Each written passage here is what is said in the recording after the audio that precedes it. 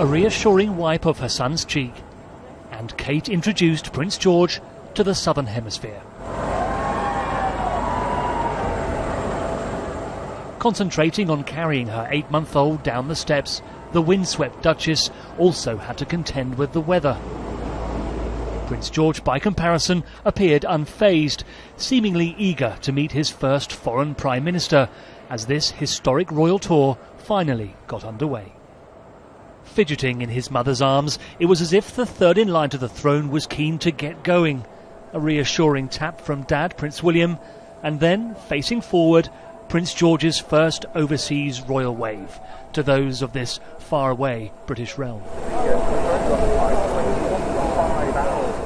Following close behind the family of three, an entourage of many.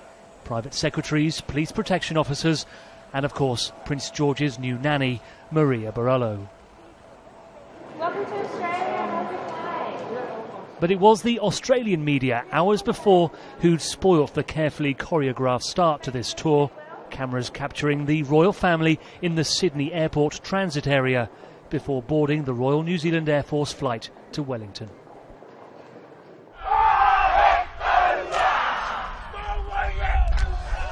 Fierce, intimidating.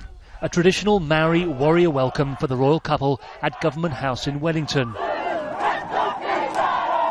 Designed to work out whether the British visitors were friend or foe, it was left to the Duke to stare out his host. It was perhaps a good thing that by now Prince George was safely hidden away with his nanny.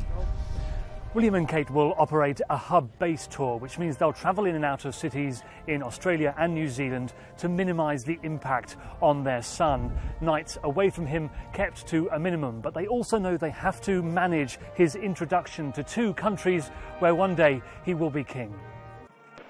This tour will focus heavily on Prince George, and so there was a flurry of excitement as a baby appeared at the window of Government House.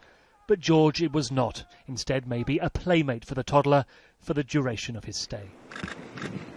William, Kate and George will disappear from view for the next 24 hours as they catch up on a little sleep and prepare for the young prince's first public engagement here on Wednesday.